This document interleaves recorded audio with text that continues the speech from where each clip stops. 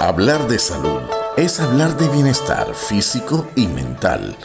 Para esto, conéctate con Salud es Vida, para que estés al día con los mejores especialistas del saber, para que tú te sientas bien.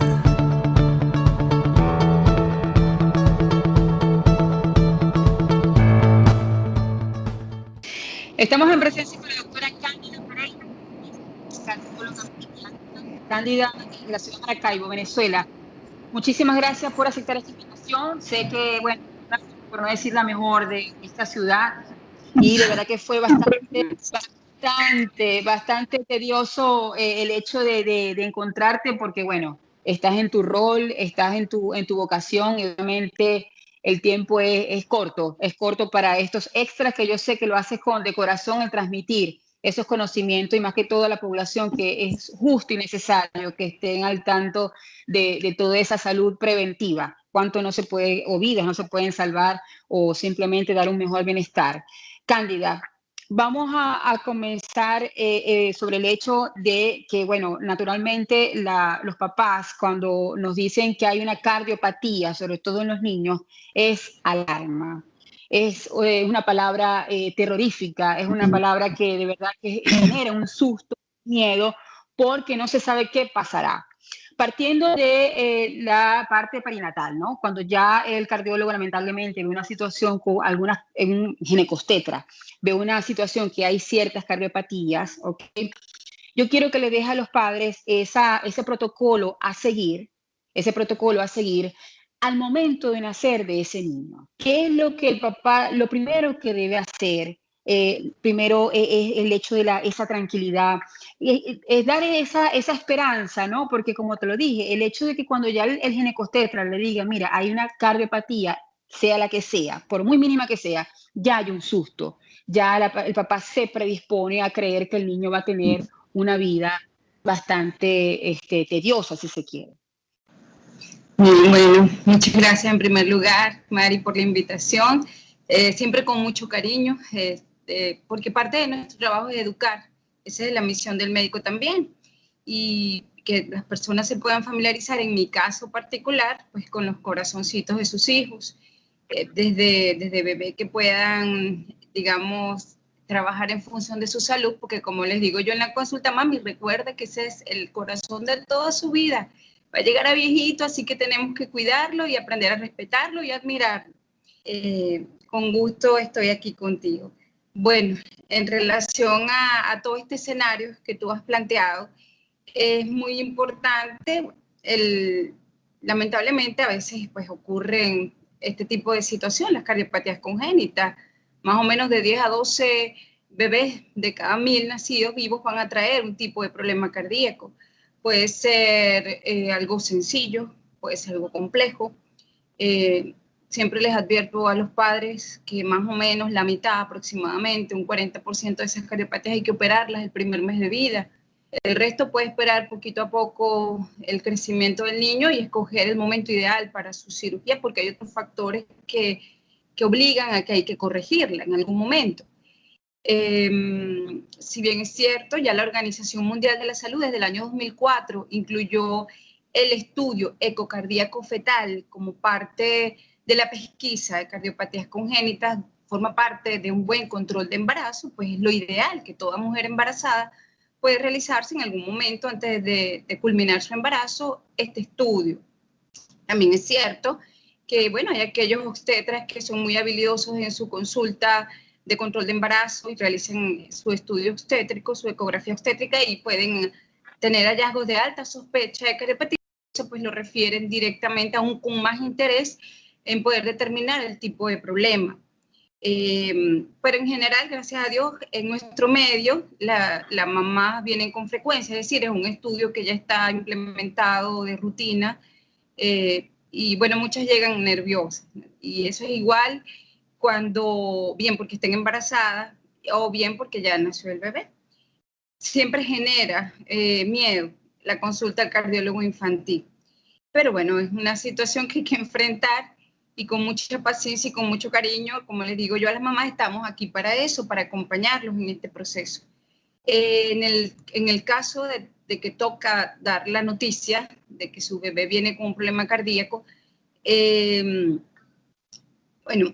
en día, digamos, este nuevo tiempo que estamos viviendo ha permitido resolver muchas situaciones que hace 50, 60 años, pues lamentablemente eran cuesta arriba. Poder resolver algún tipo de cirugía, algún procedimiento, desde algún procedimiento importante quirúrgico hasta, gracias a Dios, procedimientos sencillos a través de cateterismo, que gracias a Dios puedan resolver y superar este problema. Siempre pues pendiente, diciéndole a los padres, explicando, en la consulta hay una rutina, el examen físico, un buen interrogatorio, las características de ese bebé, en el caso de que ya lo traigan en los bracitos, o un niño grande, en edad preescolar o edad escolar, porque hay muchos tipos de cardiopatías. Hay cardiopatías que aparecen si no se hizo la pesquisa adecuada antes de nacer, pues aparecen los primeros días, y como es la cianosis o cansancio fácil durante la alimentación, la lactancia, o sudoración, que es muy frecuente en los lactantes, porque es un tipo, digamos, de expresión de su descarga simpática, de su estimulación simpática o catecolaminérgica propia, y se traduce en bebitos sudorosos, fríos, con cambios de coloración, que es lo que llamamos acrocianosis, un poquito moradito o grisáceos distal. Cuando decimos distal son los miembros, o facial, todo depende del tipo de cardiopatía y de complejidad. Mamás que se angustian porque el bebé nota que cuando mamá se cansa, cuando está durmiendo en sueño profundo, tiene una respiración muy rápida. Y por supuesto ellos primero tocan la puerta del pediatra, buscando que sea algo sencillo de superar, de tratar, pero bueno, es el pediatra quien tiene la altísima sospecha y canaliza la consulta del cardiólogo infantil. Ya en los niñitos un poquito más grandes, en edad preescolar, ya después los 2 añitos, allí comienzan a aparecer también otro tipo de cardiopatías que, bueno, que pueden, al mejor cazador se le puede escapar la liebre, pasar desapercibido, porque la toleraba muy bien, porque no dan síntomas muchas veces, y aparecen en este momento, pues es la edad del niño correr, jugar, ya tiene la habilidad de caminar, y eso es un ejercicio, es un tipo de prueba de esfuerzo, y esa prueba de esfuerzo pues limita al niño, lo puede marear, se puede caer, se puede poner sudoroso, la mamá nota que no tolera los juegos, que se cansa muy rápido, que lo compara con otros niños y ve, pero el mío se cansa más rápido. En los mismos niños tienen expresiones muy particulares para referirse a su corazoncito. A veces hay niñitos de 4 o 5 años que comentan en la consulta: doctora, se me quema el corazón, doctora, se me quema el pecho. Tienen expresiones de verdad muy, muy particulares, y eso asusta a la mamá, e incluso uno mismo, ¿no? Cuando ve que un niñito con un lenguaje tan sencillo utiliza esas expresiones, uno dice, es importante lo que está sintiendo el nene, que ya a su corta edad pues busca ayuda y quiere expresarlo, ¿no? Eso es en cuanto a que pudieran aparecer las cardiopatías congénitas, pero también existen otras razones por las cuales hay síntomas cardíacos sin estar necesariamente relacionado a un problema quirúrgico cardiovascular, o sea, una cardiopatía congénita o algo que tengamos que resolver desde el punto de vista más invasivo, como una cirugía o un cateterismo. Y digamos que son los problemas funcionales, ¿no? Yo les comento a las mamás, miren, lo que pasa es que el corazón nos acusa, el corazón muchas veces nos advierte que algo está pasando. Y sin ir muy lejos, yo les pongo de ejemplo, hay ciertas enfermedades infecciosas graves donde la expresión es cardíaca, bien una taquicardia desproporcional o bradicardia o hipotensión con síntomas cardíacos. Y de hecho eso es lo que lleva a la interconsulta con el especialista, con el cardiólogo infantil, y uno descubre que ese no es el problema, que uno descarta que no es un problema grave cardíaco y que hay una sepsis, por ejemplo, con sus criterios bien manifiestos cardiovasculares, lo cual habla de la importancia de la infección. También hay niños asmáticos que a veces la única expresión es el corazón, son taquicardias desproporcionales con el esfuerzo, taquicardias con cansancio fácil. He observado en consulta que a las mamás les preocupa más y llegan a la consulta por un cansancio en el esfuerzo al jugar, bien una actividad recreativa o bien un deporte que antes no lo hacían, no lo expresaban, que el corazón mismo, ¿no? Entonces ellas asocian ese cansancio con el corazón, es cierto. Problemas cardíacos dan cansancio, pero muchas veces, en un porcentaje de casos, y es a lo que me quiero referir, existe un asma que se activa con el esfuerzo, un asma del deporte, lo podemos conseguir así en los libros. Niños con asma que las mamás no sabían, que se descubre con el esfuerzo y que el síntoma es cardíaco por la taquicardia, el cansancio y las palpitaciones. También es frecuente observar, y estoy hablando de los problemas más frecuentes de la infancia, es decir, más que problemas cardíacos, los problemas respiratorios, alérgicos, la rinitis, son los problemas más frecuentes en los primeros 5 años de vida. Y que en algún momento en estos 5 años, un porcentaje de estos niños va a tener manifestaciones cardíacas por ese problema. Y por supuesto al papá e incluso al pediatra le va a preocupar es el corazón, la manifestación cardíaca. Y es verdad, uno hace un electrocardiograma y hay manifestaciones propias de esfuerzo respiratorio que se ven reflejadas en las derivaciones derechas del corazón. Y eso de una vez orienta al cardiólogo por unas características propias que no es una cardiopatía congénita o estructural, pero que es ya lo que está afectando el corazón. ¿Cómo serían los problemas respiratorios? Los niños respiradores bucales durante el sueño, que duermen con su boquita abierta, los niños que roncan. Hay padres que van a los extremos que dicen cuando uno interroga, mire mamá, ¿y su niño ronca? Ay, doctora, como un león. Entonces es muy notorio el síntoma respiratorio y la relación con la respiración, con el corazón. Hay mamás que lo subestiman y yo les comento, bueno, mami, lo que pasa es que estás acostumbrada a ver respirar a tu hijo, a ver cómo duerme tu hijo y no lo notas. Y es cuando están apareciendo estos síntomas que pues buscamos con más detalle y vemos la importancia de esto que tiene tu hijo, que tú pues no le habías dado importancia porque todo el tiempo tu hijo ha respirado, sí, o sea, todo el tiempo tu hijo ha respirado mal, probablemente por alergias, por rinitis, y te acostumbraste a que él duerma con su boquita abierta, al que él tenga un ronquidito de menor o mayor intensidad de vez en cuando, y por eso no le das importancia. A veces, fíjate, ¿no? A veces por aquí, de ver tanto eléctricamente en un electrocardiograma, o incluso hasta un eco cardíaco, porque es muy notoria las turbulencias que detectamos con el estetoscopio en las válvulas derechas del corazón, porque el lado derecho es el que bombea sangre a los pulmones. Uno realiza un eco cardíaco y uno le explica a la mamá, mira mamá, estos chorritos de insuficiencia de las válvulas derechas, válvula pulmonar, válvula tricúspide, están en relación al esfuerzo respiratorio de tu hijo. Entonces, claro, a las mamás a veces cuesta que comprendan. Es decir, mi hijo tiene en el corazón. No, no, mami, no. El corazón de tu hijo es víctima de un problema respiratorio y hacia allá debemos canalizar el tratamiento y la conducta. Entonces, bueno, una vez que se canaliza el niño, dependiendo de la magnitud del problema, con un especialista, en el caso de ORL, para mí, de las adenoides, porque son muy importantes, la hipertrofia, niños que refieren hasta sangrado nasal, que es muy notoria, la respiración bucal, hasta la voz se escucha distinta. El tratamiento pues es la resección de las amígdalas y de las adenoides y eso alivia significativamente la clase funcional del niño, me refiero a su actividad, su juego, y los síntomas cardíacos progresivamente van desapareciendo. Entonces, bueno, hay una serie de situaciones que observamos cuando el niño llega a la consulta desde una verdadera cardiopatía con los síntomas inicialmente descritos hasta sencillamente síntomas que van apareciendo por el simple hecho de crecer y adquirir habilidades, como jugar, correr, y allí van apareciendo esos malestares cardíacos, esos síntomas que le sugieren al pediatra y a los padres que lo chequee el cardiólogo. Creo que más o menos en forma general he puesto un poquito el motivo de no, consulta. mira, es importantísimo. Cómo de un ronquido, cuántas cosas nos puedes descartar. Inclusive, no solo poner a trabajar el corazón, oxigenación cerebral y en un sinfín, desconcentración por parte del niño y un sinfín de consecuencias por, como tú dices, esa ligereza de, bueno, ronca y ronca, pues eso algún día se le quitará. Es parte de la formación que estamos haciendo, Cándida. Hay ciertas sintomatologías o tendencias o propensiones de los niños a mantener los lípidos elevados. Esos niños que normalmente uno se alarma porque uno dice, es un niño, ¿cómo es posible que el colesterol lo tenga elevado, ¿no? ¿Eso es congénito, Cándida, 100%? ¿Es adquirido por mala alimentación, problemas metabólicos?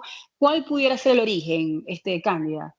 Sí, bueno, existe un porcentaje, pero no es muy alto, de expresión de dislipidemia en la infancia de origen hereditario o de origen familiar.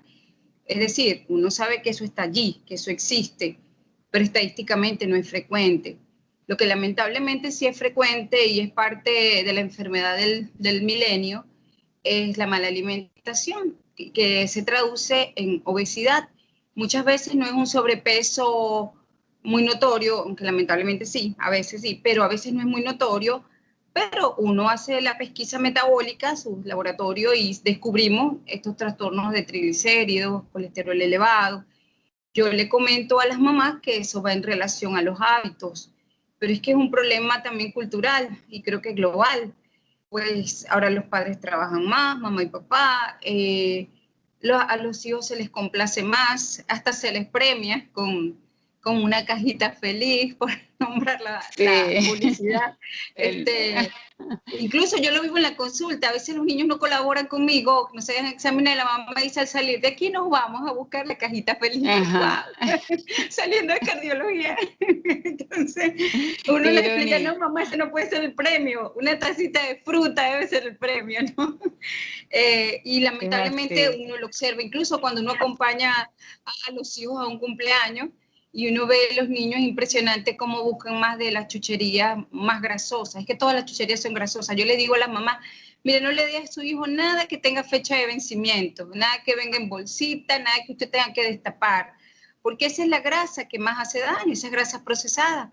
Y uno interroga los hábitos, a veces, por eso es parte de la historia clínica, la observación desde que entra el paciente en el consultorio, ¿no? Uno observa a la mamá, uno observa al niño. Hay una relación directa entre los padres y los hijos en cuanto a la obesidad y a la mala alimentación, en cuanto incluso cuando uno está llenando la historia y uno interroga hipertensión, madres jóvenes dicen, yo soy hipertensa, doctora, o ya no, mi esposo es hipertenso. ¿Y qué edad tiene su esposo?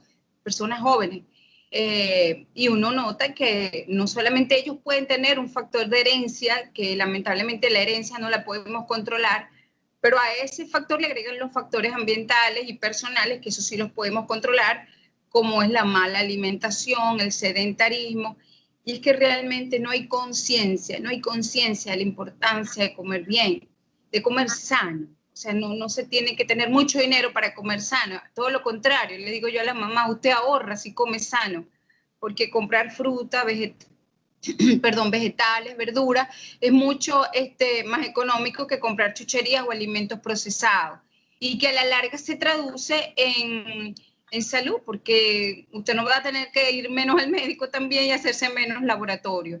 Sí ocurre, por ejemplo, uno descubre estos trastornos metabólicos de los lípidos, digamos, porque el niño fue a su consulta de evaluación cardiovascular escolar, que es un programa de pesquisa de enfermedades cardiovasculares, por eso a todo niño en edad escolar, sea desde el preescolar hasta la adolescencia, hasta la secundaria, tiene que llevar en la inscripción a su colegio una evaluación cardiovascular general, que la inmensa mayoría de las veces las hace un médico general, un médico familiar, un médico pediatra. Y bueno, dependiendo de cada médico, de su deseo y de su interés en descubrir alguna enfermedad, pues puede aparecer una tensión alta o en el percentil elevado para el niño, porque en pediatría pues todo lo llevamos a centiles, no relacionado con de repente un sonido distinto, a veces es el mismo operador, el mismo médico que viene realizándole las evaluaciones anuales para su escuela y descubre por primera vez un soplo asociado también a una tensión límite, tensión arterial. Entonces, pues por allí lo canaliza el cardiólogo y uno pues le realiza todos los exámenes de laboratorio, descubrimos estos malos hábitos y es importante porque nos permite detectar un problema, detenerlo, y es un trabajo que a veces más que, es lo que yo percibo, más que darle a la mamá una receta con recomendaciones alimentarias y hábitos, porque son niños sedentarios que pasan mucho tiempo hoy día pues antes de juegos electrónicos o la televisión eso favorece aún más digamos, el lentecimiento en el metabolismo de los lípidos. Por lo tanto, como le digo yo a la mamá, el corazón es una estructura dinámica, el corazón y el sistema cardiovascular es una estructura endocrina, eso no se detiene, mamá, y el crecimiento tampoco.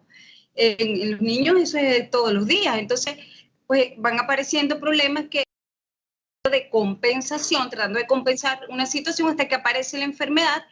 Y bueno, volvemos a lo que comenté al principio, ese corazón hay que cuidarlo para toda la vida, es un niño, y ese es su corazón y es un sistema cardiovascular para los próximos 60, 70 años. Y tenemos que ser conscientes desde ya de cuidarlo, porque ya se enfermó. Entonces es un trabajo que a veces es de mucha paciencia, a veces me toca asustar, porque pareciera que ellos se asustan en el momento, pero cuando salen del consultorio se les olvida todo lo que hablamos, uno lo nota cuando hace los controles, o el niño los 3 primeros meses está muy bien controlado, hacen todo al pie de la letra, y posteriormente al año siguiente, porque aquel médico los vuelve a referir, descubrimos, mamá, te descuidaste. No puede ser que yo tenga que estar encima de ti para que hagas las cosas bien. Tienes que cuidar a tu hijito porque es como una inversión en el tiempo para tener adultos sanos. Mire, existe un problema, has escuchado el término de la aterosclerosis, que es un problema de grasas, de ateromas, que digamos de alguna manera van creciendo plaquitas de grasa que van obstruyendo nuestro sistema arterial e incluso coronario, que es tan importante para la nutrición de nuestro corazón. Y al inicio, ya ves, hay muchos trabajos como desde la infancia ya esas plaquitas están instaladas. Entonces, y todo es porque desde la infancia mal, uno descubre, a veces me cuesta, ¿no? Cuando un bebé de año y medio come tan mal, ya a un bebé de año y medio le dan refrescos, pues por no nombrar las marcas, pero hay refrescos muy queridos, muy apreciados en nuestro medio, y ya forma parte de la nutrición del niño. Tenemos una cultura de mucha fritura, de mucha grasa diaria, a veces varias veces al día, y a eso le agregamos las chucherías envasadas, que también se le ofrecen como una merienda frecuente a los niños, bien sea dulce o bien sea salado, pero que viene envasadito, con fecha de vencimiento, muy grasoso. Yo misma invito a las mamás y les digo, mami, agarra una papita, agarra y mira, tócate las manos y pon las manos en una servilleta. Mira lo grasosa que quedó la servilleta. O sea, te fijas, mami, eso se va acumulando también en su sistema arterial. Y claro, ahorita en la infancia podemos controlarlo significativamente, depende de nosotros, depende de tu voluntad como mamá, pero tenemos que hacerlo. Y en pediatría, pues claro, también hay un fenómeno, y es que los adultos todos lo resuelven con una pastillita. Doctora, ¿qué tratamiento me va a colocar? Bueno, pasa lo siguiente, mamá, papá, que en pediatría nosotros no ponemos medicación, porque no es la primera etapa es de control de hábitos, de cultura, de entender, de hacer insight, de ser consciente que hay un problema que tenemos que se instaló, que está incipiente y que debemos aliviar. Y bueno, es un trabajo de mami hacer deporte, apáguele todos esos equipos a su hijo, sáquelo a caminar media hora diaria, juegue con él, bicicleta, pelota, tenis, cualquier actividad que permita que el niño corra, haga actividad aeróbica, respire, que aumente la relación y la armonía cardiorrespiratoria, muscular general, de gasto cardíaco, de trabajar su gasto cardíaco, y eso se traduce pues en aumento del metabolismo y en, digamos, disminución de ese tipo de problema acumulativo de grasa. Pero también es cierto, y son problemas generales, ¿no? Y frecuentes. Yo muchas veces le digo a mamá, mira, afortunadamente lo benigno, desagradable pero benigno, es frecuente, es lo más frecuente.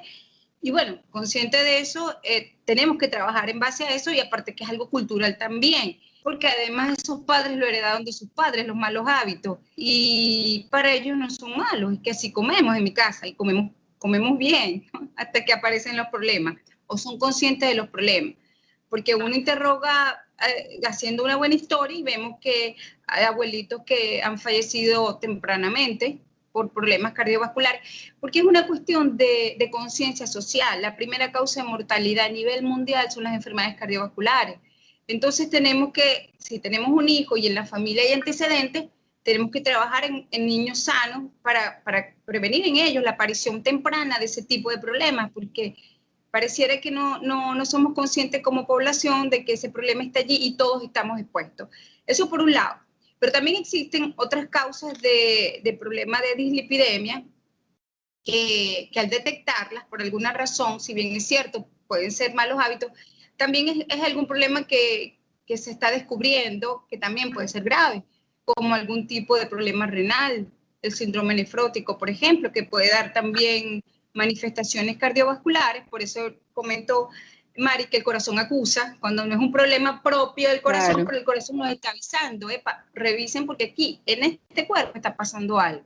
Y pues el riñón es un órgano también hormonal, y de él depende también nuestro equilibrio de nuestro sistema arterial, de tener una tensión arterial adecuada. Y si además tenemos un poquito de hipertensión y tenemos trastornos de colesterol, no observamos que el niño tiene buen peso y talla, interrogamos a la familia y llega un momento en que se hace confiable el interrogatorio, aparte de que en esa pesquisa también evaluamos riñón y detectamos que el problema renal, bueno, hacia allá se canaliza, hacia el especialista. Y por supuesto, en el menor de los casos, cuando se descubren lamentablemente francas enfermedades hereditarias y que interrogando pues también es muy evidente en la familia. De repente no son todos los miembros, pero aisladamente hay varios miembros y lamentablemente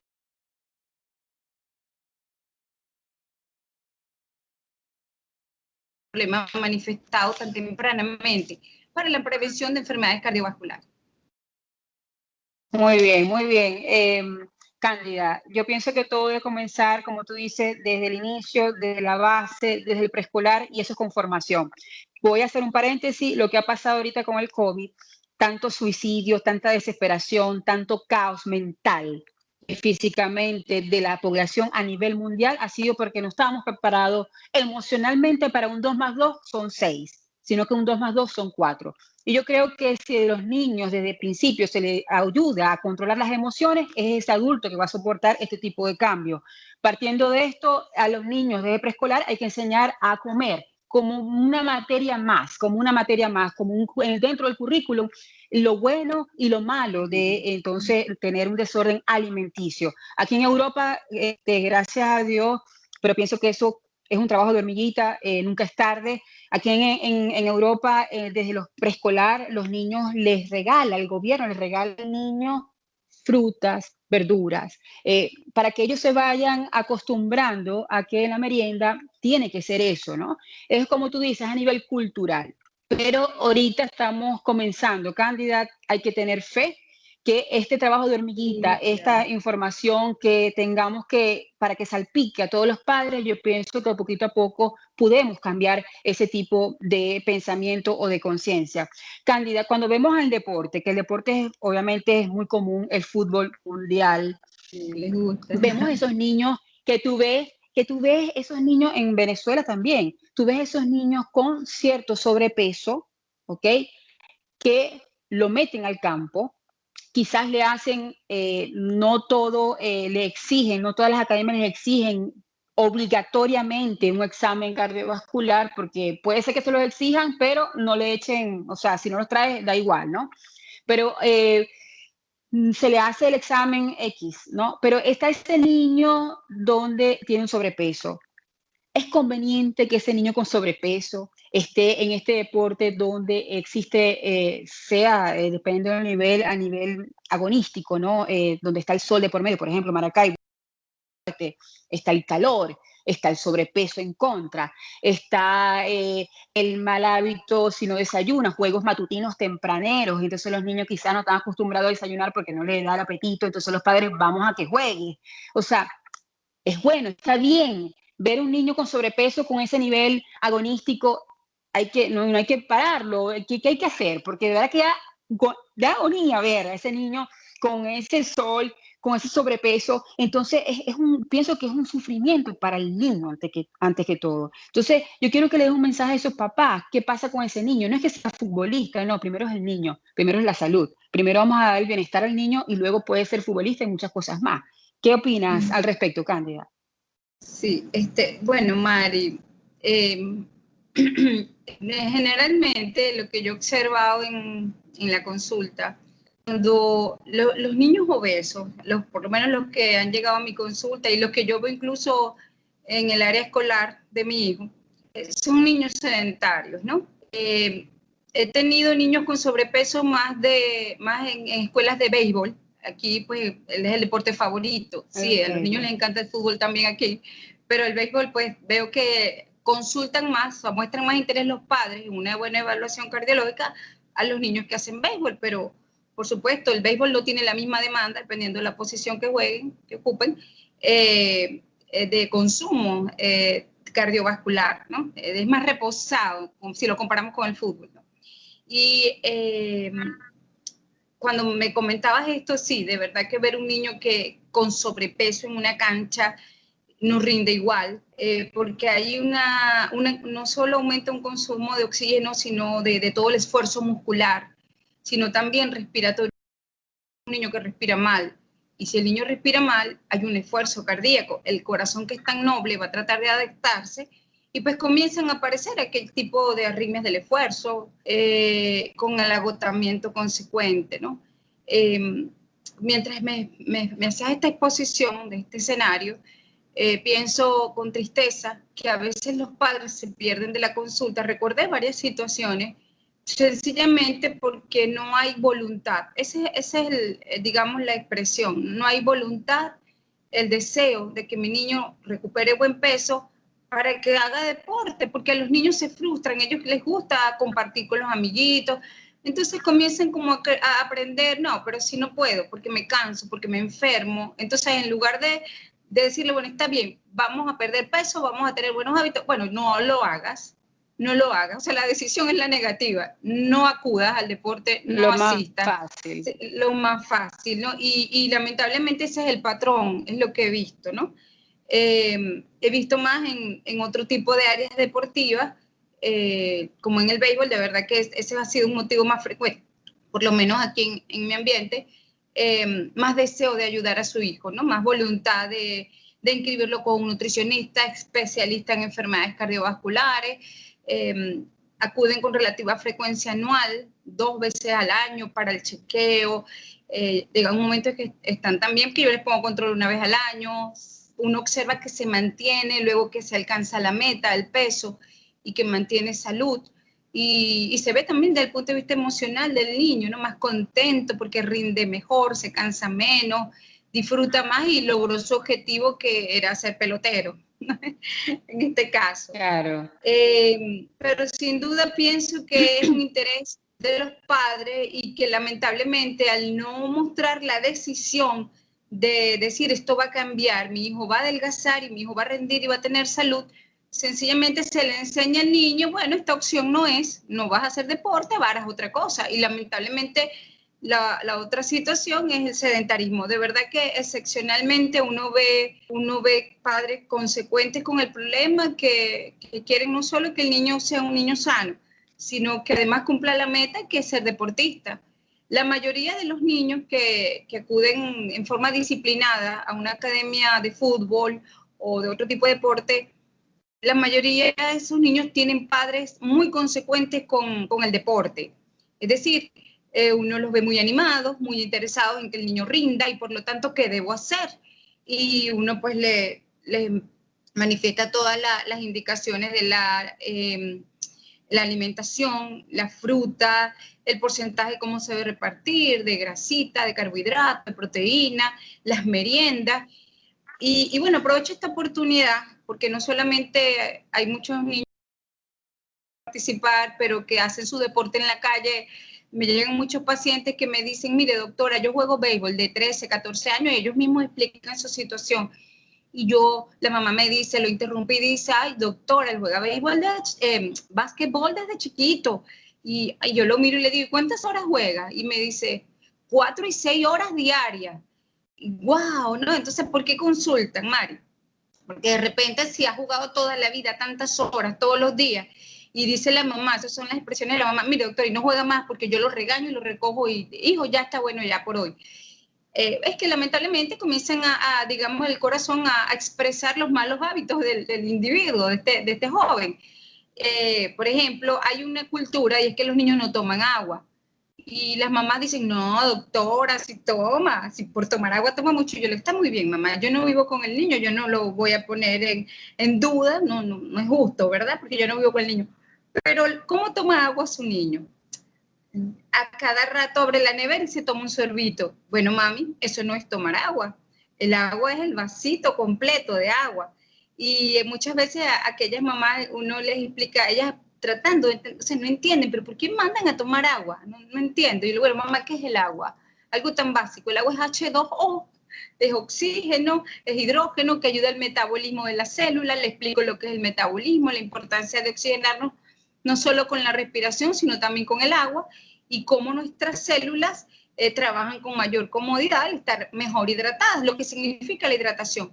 Y el corazón, que también es un órgano endocrino, pues necesita del agua para su alivio y su función, ¿no? Entonces es una cuestión que a veces me cuesta que comprendan que el agua es la gasolina del corazón, y que en la medida que estos niños que hacen deporte, bien en forma disciplinada en una academia o porque acostumbran a hacerlo con el equipo de la casa, de los vecinos, pero lo hacen en forma, digamos, constante, necesitan estar hidratados. Y es significativamente notorio, como ellos dicen, doctora, yo comencé a tomar más agua y se me quitó lo que sentía. Se me quitaron las palpitaciones, rindo más cuando juego. Y estoy hablando de situaciones benignas, ¿no? Benignas que se pueden detener a tiempo, que afortunadamente mejoran de forma sencilla, porque afortunadamente la mayoría de los problemas mejoran de forma sencilla cuando, digamos, les damos importancia en su momento para poder limitarlo y pues, digamos, que no aparezcan más situaciones sobre las que ya se está manifestando, que simplemente al mejorar un hábito, como por ejemplo la hidratación. Entonces, como un consejo a aquellos niños que también van a su academia, yo a veces les digo en el informe de mi evaluación cardiológica, a aquellos niños que sí, porque su entrenador se los exige, la valoración del cardiólogo, aquellas academias de deporte, que le permitan tomar agua, que sean vigilantes de la toma de agua antes de comenzar el calentamiento y siempre en el descanso, porque aunque tengan 2 o 3 horas en la tarde, siempre hay un descanso. Bueno, en ese descanso tiene que permitirle la ingesta adecuada de agua, porque bueno, especialmente en nuestro medio, con los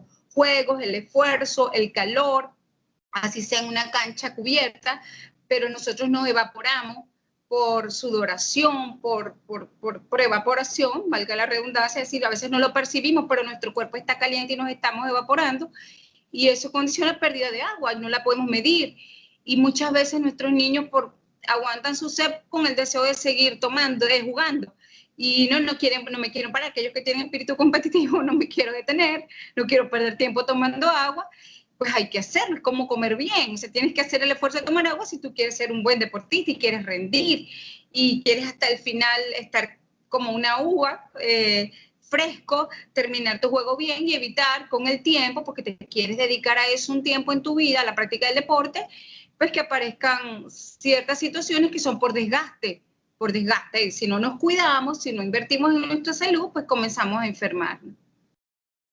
Es así, es así.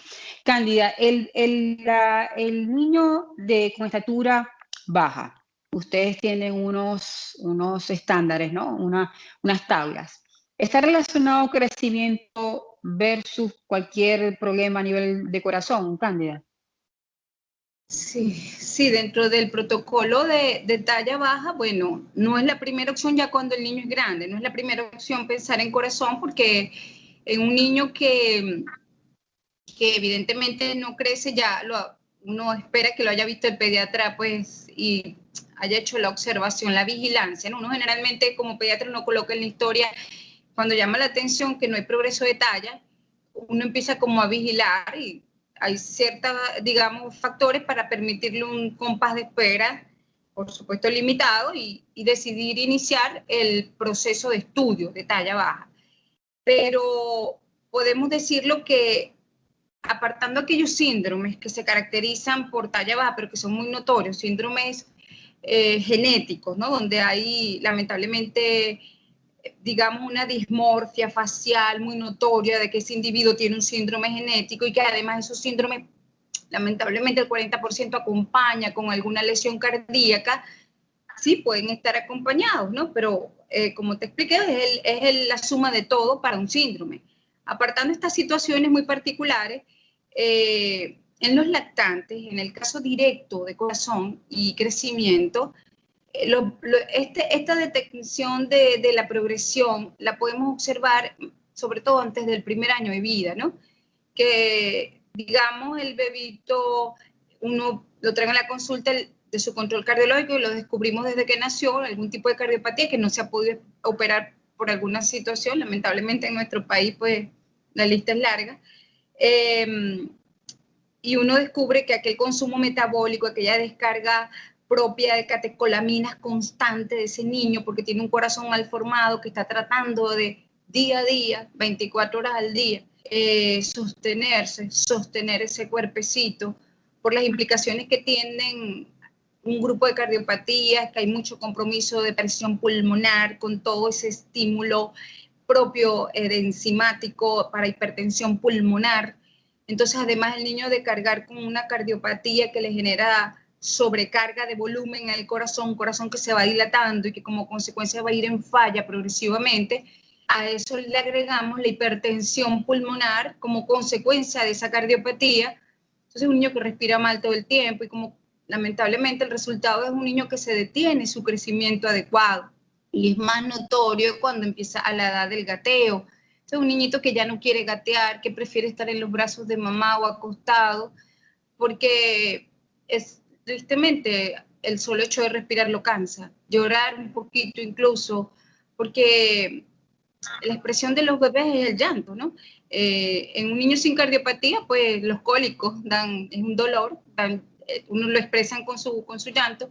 En un niño que no tenga cardiopatía, en los lactantes comunes que tienen un cólico común de un lactante. Pero imagínate, agrégale a eso a un niño con cardiopatía de este tipo que no se pudo operar en el momento adecuado, el cuarto mes, al sexto mes de vida, que ya le toca tener 7, 8, 9 meses de edad con la cardiopatía, con lo que expliqué ya hace un momento, y a eso le agregamos los problemas propios de la infancia, es decir, algún cólico porque alguna intolerancia a algún alimento, a su lechita, porque se le colocó una vacuna y tiene malestar general. Entonces, son niños que fácilmente se deterioran o como le explicamos a las mami, para ponernos un poquito en su lenguaje, mami, cómo se te descompensa, se te descompone el nené, ¿no? Y bueno, ellos superan cuando se logran operar dentro de un plazo permitido, porque lamentablemente existen cardiopatías que cuando no se operan en el momento ya es mayor el riesgo si se opera. Y lamentablemente en nuestro medio pues estamos en ese círculo vicioso, ¿no? Antes esto era un poquito más fluido, antes se operaban mayor número de niños en un momento más oportuno, en el momento ideal. Y bueno, vemos niños que ni siquiera pueden caminar o que caminan pequeños pasos y se cansan y son niños pequeñitos. Y lamentablemente esa realidad está allí, pues presente. Te lo preguntaba, Cándida, porque hablando con otros especialistas a nivel pediátrico, por ejemplo, el neurólogo, hay otros problemas de base, por parte del niño y, por ejemplo, problemas o comportamientos del agua, etcétera, etcétera. Entonces los pediatras normalmente lo dirigen directamente o a un terapeuta o a un psicólogo, a un psicopedagogo y no van al neurólogo porque hay que buscar el problema de base. En este caso de crecimiento, quizás los pediatras, hablo desde el punto de vista general, no quiere decir que sea la verdad, pero pudiera ser que el pediatra lo ven, que no alcanza la talla promedio y lo dirán a endocrinólogo. Por eso te pregunto esto, ¿no? Si primeramente vamos de arriba hacia abajo, o sea, si lo primero cuando ven una disfunción, o sea, o una disparidad en cuanto a la talla, si hay que dirigirlo, entonces, bueno, vamos en plan de descarte, vamos al cardiólogo, a ver si hay algún problema de fondo. Entonces, por eso que te preguntaba eso, porque se pierde el tiempo, hablo de términos generales, y el niño es el que sufre las consecuencias.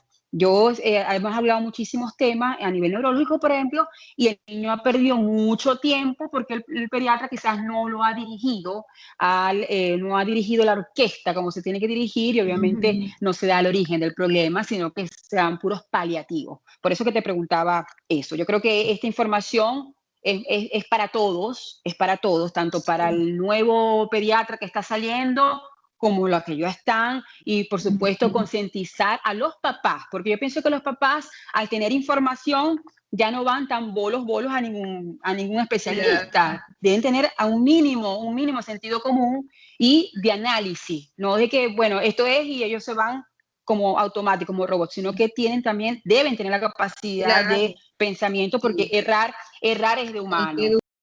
Cándida, el nivel de pediatría, ¿hasta qué edad? Me imagino que es hasta desde que nace hasta los 14 años, hablas tú de pediatría. Hasta la 14, adolescencia, 16 hasta los años. 18 años, sí. 18 años. Has dicho algo importantísimo, por eso quería que tú lo dijeras. Lamentablemente, Cándida, en Europa se ve más, pero también a nivel mundial, el cigarrillo. El cigarrillo está comenzándose a partir de los 13 años de edad. Yo quiero que le des un mensaje a los papás para tomar conciencia. Si es verdad que los papás estamos todos trabajando, tenemos nuestras tareas diarias porque no es que lo debemos hacer porque somos responsables, pero ¿qué pasa con ese Ujú. muchacho que empieza a fumar? Sea esto de vapor, yo no conozco esa línea porque realmente no me interesa, pero hay muchos tipos de cigarros que sí con olor, sin olor, Sí, con olor, sí, el cigarrillo per se, X cigarrillo, sin contar drogas. Entonces, yo quiero que le generemos un mensaje de concientización y qué hace el cigarrillo, como tú dices. Si ya en el adulto es nefasto, ¿cómo será cuando comiences a claro, temprana edad? sí. Sí, lamentablemente existe, eh, sí, a nivel mundial sin duda, y es un poquito complejo, ¿no? Porque si esta es una invitación a concientizarnos como padres, por muchas razones. Desde el punto de vista cardiovascular, solamente allí le podemos sacar punta. Hace un momento yo expliqué de los riesgos de simplemente por comer, cómo se nos pueden acumular plaquitas de grasa en una arteria, por comer un poquito mal. Desde la infancia ya se ha demostrado. A eso le agregamos que tempranamente tengamos el hábito tabáquico, pues eso, digamos, acelera más ese proceso de aterosclerosis. Eh, y de daño orgánico, de daño al corazoncito. Eh, no debemos esperar a que el niño haga a un evento fatal, un niño, un joven, un adolescente, un adulto joven incluso, porque es algo acumulativo, que vaya luego a verse reflejado en su calidad de vida. Yo les comento mucho a las mamás en la consulta que tenemos que invertir en adultos jóvenes, en adultos que van a ir a la universidad, que van a tener un nivel de estrés cuando se gradúen, trabajando, teniendo una responsabilidad y por lo tanto necesitan estar sanos para su futuro, para lo que vienen. Y no es que las quiera asustar, sino un llamado de conciencia de que si ya hubo una manifestación cardíaca, por muy benigna que fuera o muy sencillo, tan fácil, doctora, agua, deporte, comer bien, más una que otras recomendaciones puntuales individuales, porque son casos individuales, es que se haga conciencia de que nuestros hijos se exponen en la sociedad, bien porque en el hogar se fume o se fumó, o hay tíos o los mismos padres que fuman, porque bueno, lamentablemente tienen un vicio muy arraigado, que tiene de malo, si mis padres lo hacen, mi tío lo hace, mi abuelo lo hace, que lo haga yo, o, o en el caso, porque los hay padres que realmente no tengan ese hábito, lo descubren en la calle con sus amistades, puede ser una expresión de rebeldía, de deseo de hacer algo diferente porque estoy aburrido, porque realmente la lógica de los jóvenes no es nuestra lógica. Y entonces es una cuestión de, desde niños, crear ese respeto al cuerpo, ¿no? No la vanidad, no ese deseo de embellecimiento corporal, no me refiero a ese tipo de cuidado, me refiero a que aprecien que si desde jóvenes tenemos malos hábitos, como tomar refresco, que es un trabajo que yo hago todo el tiempo en la consulta, y ver las consecuencias de tomar refresco, lo mismo ocurre con el cigarrillo. Incluirlo entonces, hace un momento tú comentabas, Mari, de las escuelas, la cultura de la dieta balanceada. Mira, por ejemplo, en el colegio de mi hijo siempre, año escolar tras año escolar, desde que estaba en preescolar, ellos discuten el trompo alimenticio, que así se llama aquí en Venezuela, que era la pirámide alimenticia, pero ahora hicieron un trompo como para que los niños vieran que podemos llevar nuestro tipo de alimentación en base a un trompo, ¿no? Y de verdad lo hacen, ¿no? Los niñitos usan la creatividad y llevan unas presentaciones tan bonitas, o sea, hay un derroche digamos, de exposición y conocen y con propiedad explican el trompo, pero lamentablemente no lo ponen en práctica, no lo ponemos en práctica los padres en la casa, o sea, aquello pasó y ¿qué aprendió el niño? ¿Qué fue una clase? Fue una clase como el número de habitantes de una población en un país que queda muy lejos, o sea, fue una clase, aquello no tiene nada que ver conmigo, ¿no? Entonces, lo mismo ocurre también, es cierto, ellos reciben su clase desde primaria sobre el uso de drogas, la más común, el cigarrillo, pero para ellos es simplemente una clase o un chiste, ¿no? Si nosotros como padres y como sociedad no insistimos en las consecuencias tempranas de los hábitos tabáquicos, sobre todo, vuelvo y repito, conscientes de que las enfermedades cardiovasculares ocupan la primera causa de mortalidad, y siempre en la familia hay alguien con algún antecedente de hipertensión, de infarto, que sepamos que eso también le puede pasar a nuestros hijos tempranamente, si han podido salir ilesos en su infancia con buena salud, no descarta que más adelante puedan comenzar a presentar estos síntomas. Es una cuestión de amor, de ponernos el corazón de padre en el corazón de nuestros hijos, que deseamos lo mejor para ellos, que parte de ese deseo es que ellos sean adultos sanos, con corazones sanos, y que que el hábito tabáquico no solamente condiciona problemas cardiovasculares, porque precipita, acelera la formación de trombos y como consecuencia entonces limita la fluidez del paso de la sangre por esas estructuras, sino también trae consecuencias metabólicas, que bueno, que eso también tiene mucho que cortar, mucha tela que cortar. La suma de todos los factores, comemos mal, somos sedentarios y de paso fumamos, y a eso le agregamos la parte emocional, es que lo hago por rebeldía, es que no importa, puede ser un tipo de depresión, voy a fumar y los padres no notan que el joven está deprimido. Entonces, estar pendiente de nuestros hijos desde lo que comen, para que coman bien, para que coman sano, hasta sus hábitos, para que logremos, porque esto es un esfuerzo, ser padre es un esfuerzo, el mejor y el mayor de los esfuerzos que papá Dios nos ha puesto en la vida, es un regalo y es un motivo como padres de vivir para poder cultivar estas plantitas tan bonitas y tan sanitas, es ese amor que sentimos por nuestros hijos, demostrarlo con estas prácticas, acompañarlos en estos momentos, a pesar de lo agotador que sea, porque trabajamos, porque estamos ocupados también de nuestras casas, de los viejitos de la familia, pero tenemos que estar pendientes de nuestros hijos, porque ellos son el futuro de la sociedad y el futuro está aquí cerquita. Para ellos el tiempo es así. Ahorita están en secundaria y ahora están sacando su carrera universitaria.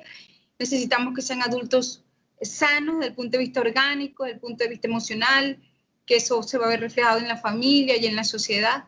Espero haber respondido a tu pregunta. Excelente, excelente y maravillosas palabras, Cándida. Para terminar, estaba hablando con otros especialistas a nivel gástrico. Según la Sociedad de Gastroenterología, han aprobado desde hace 2 años que la revisión endoscópica se debe hacer a partir de los 40 años. Antes, a partir de los 65 años, como persona sana. Te pregunto, ¿cada cuánto? ¿Cada cuánto todo niño debe hacerse una valoración cardiovascular? Sí, si partimos en general de niños sanos, cuyos padres acuden al pediatra desde los primeros 15 días de vida, como debe ser, iniciando su control desde el periodo neonatal, y el pediatra considera que el niño es sano, o sea, no ha observado en este segundo año de vida ningún hallazgo que le angustie derivar. Yo he aprendido que antes de los 5 años, el niño tiene que tener una evaluación cardiológica. Antes de los 5 años de edad, antes que culmine la edad preescolar, es prudente una evaluación por un experto, por muchas razones, ¿no? Si bien es cierto, porque en algún momento quiera hacer un deporte de forma disciplinada, o bien en el colegio, o bien hay ciertas cardiopatías que se descubren con los años. Es decir, el niño puede ser portador de una cardiopatía que se va a manifestar en la adolescencia, o un tipo de arritmia que los niños de verdad son muy inocentes. Ellos pueden tener mucho tiempo con un síntoma y no lo describen porque yo siempre estoy así. O sea, para ellos es normal. Yo siempre me siento así. Entonces, la inocencia. Si siempre me siento así, ¿por qué no va a ser normal? Y uno, cuando hace el electrocardiograma, pues descubre un tipo de arritmia congénita.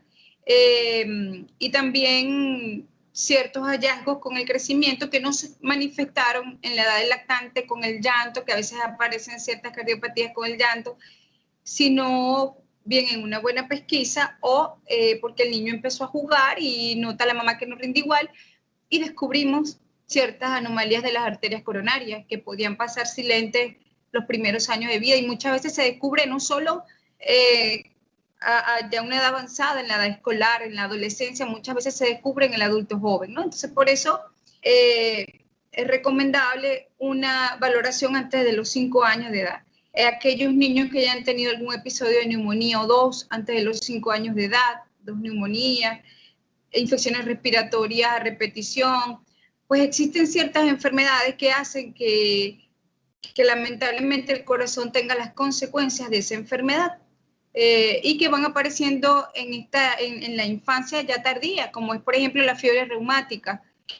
Son aquellos niños que se enfermaron mucho de la garganta, pero bueno, las mamás ya, no es que se enfermen mucho de la garganta, las pobres mamás lo ven ya como un patrón normal del niño, y lamentablemente a veces el único criterio de fiebre reumática fue el daño cardíaco, lo demás pasó y solo dejó la expresión cardíaca y se descubrió a los 10, 11, 12 añitos de edad, o un poquito antes, e incluso a veces se descubre por una arritmia que apareció en la adolescencia. Bueno, uno siempre confía en que las mamás sean consecuentes con su pediatra, en el sentido de no faltar, que he observado como pediatra y como cardiólogo infantil que después de los 6 años las mamás no van al pediatra, a menos que el niño esté enfermo. Y no es estadísticamente significativo, pero sí existen ciertas expresiones de enfermedades después de esa edad, en la edad escolar, en la adolescencia, y que a veces se pueden descubrir en una consulta de niños sanos. Básicamente lo recomendaría la consulta antes de comenzar el nuevo periodo escolar, bien con un buen pediatra, con su pediatra de confianza, y si el pediatra pues lo considera, referirlo a la consulta de cardiología. Ahora, esa valoración, Cándida, puede ser con solo en un electro, o porque hay otros tipos de exámenes, ecocardiograma Doppler, si es necesario, así sea sano, o con el solo electro ya pueden ustedes tener una idea más o menos que pudiera uno tener. Sí, el estudio de ecocardíaco, que es excelente, que es nuestra mano derecha en la consulta, pues si fuera por nosotros los cardiólogos, todo niño en su vida tiene que hacerse un ecocardíaco, ¿no? Tener de referencia su corazoncito, dimensión, tamaño, características de su arteria, es decir, que la mamá pueda guardar junto con su cartón de vacuna la revisión ecocardiográfica de su corazoncito, ¿no? Sin embargo, pues tiene un costo, es un estudio que tiene un costo, y bueno, tampoco está incluido dentro de las pesquisas de enfermedades cardiovasculares como rutina, precisamente por el costo. Pero cuando el paciente no descubre un electro, ya uno tiene que decirle, mire mamá, vamos a estudiar a su hijo. Y dentro de ese estudio, pues está el ecocardíaco. Y uno explica a la mamá las razones para que ella sea consciente de esa necesidad, que eso también la va a calmar a ella, y además le va a permitir al cardiólogo explicar en vivo lo que uno está sospechando, lo que uno está pensando, con su hijito allí, la mamá y el papá allí, y uno va como, digamos, educando en el corazón a esta familia en cuanto a los hallazgos posibles que uno puede encontrar, y que ellos comprendan por qué una recomendación en particular o por qué un tratamiento en particular en base a lo que están viendo. O sea, ellos van también aprendiendo con su hijo el problema, entendiéndolo, ¿no? Claro, formándose, tanto el hijo como los papás. Sí, sí, Mari, es lo ideal. Y eso va ayudándonos en nuestra... Claro, una cultura. formación cultural. Claro, como padres, claro. como ciudadanos, como representantes en un colegio donde hay tantos niños, podemos ayudar a otros padres en la dinámica social de nuestros hijos. Sí. Es parte de eso. Yo creo que tu intervención el día de hoy, Cándida, que fue magistral, fue de una manera excelentemente explicativa, fácil de entender, creando conciencia como madre, como pediatra y como cardióloga pediatra. Te agradezco muchísimo de esta intervención. Te invito a una nueva oportunidad a hablar de otros tipos de patología en general, que hay muchas, y como tú lo dijiste, el hecho de estar formando para que la gente se vaya internalizando de que existen ciertas patologías que pudiera o no, esperamos que no, aparecer, pero sobre todo medidas preventivas, aplicando la salud preventiva más que la curativa. Así que te agradezco tu intervención. ¿Dónde te podemos encontrar, Cándida? Bueno, en Maracaibo, estoy en el Centro Clínico La Sagrada Familia, Unidad de Cardiología, en la Torre de Consultorio Amado, y en el Centro Médico La Familia, en La Rotaria. Con mucho gusto puedo atender allá a sus hijitos. Excelente. ¿Estás haciendo telemedicina, Cándida? No, realmente no, porque en primer lugar el factor tiempo. Con mucho esfuerzo respondo las llamadas de las mamás de ya pacientes conocidos con problemas cardíacos que me les debo a ellos, es decir, tengo que responderles, aclararles Claro. dudas, ahorita pues con la pandemia evaluar ciertos exámenes que les pido, que me los envían por WhatsApp. Y a eso le agregamos el tiempo en la consulta. A veces les digo, mira mami, yo no puedo atenderte el teléfono cuando estoy pasando consulta porque no puedo tener la cabeza en dos sitios, ¿no? Y el tiempo Claro. del bebé que tengo enfrente, más atenderte a ti que es importante por lo que me estás manifestando, por tu angustia. Entonces, es así como que al final del día voy respondiendo todas las llamadas, salvo las emergencias que ocurren lamentablemente, pues por supuesto ahí se abre un paréntesis para atender la emergencia. Y bueno, principalmente por WhatsApp en casos muy puntuales y lamentablemente muy necesarios. Aunque la consulta siempre por el sentido de responsabilidad tiene que ser en vivo, por muchas razones, por tratarse del corazón. Claro. Hay situaciones que se pueden orientar muy bien por teléfono, pero básicamente y en función del tiempo, así es como estoy trabajando. Excelente, excelente, Cándida, pero ¿sabes qué? Te voy a dar una buena noticia o se la voy a dar a todo el público en general. A través de tus intervenciones muy bien planificadas como ha sido esta, vamos a lograr esa salud preventiva, esa formación y cada vez menos la gente te va a necesitar a nivel telemático, sino que se van informando, se van a ir formando y obviamente yendo a tu visita como niño sano. Así que esperemos que así sea y te agradezco este esfuerzo que has hecho, esta dedicación para transmitir tu conocimiento, porque lo haces de corazón, 100%, y ya la gente al verte con esa sonrisa y con esa tranquilidad, decir las cosas se sanan, nada más al mirarte. Muchas gracias, un placer. Mucha suerte. Muchísimas gracias por tu invitación. Para mí, aquí estaremos. Para mí fue un honor. Ay, muchísimas gracias. Para mí fue un honor, te deseo mucha suerte. El honor fue mío. Un abrazo.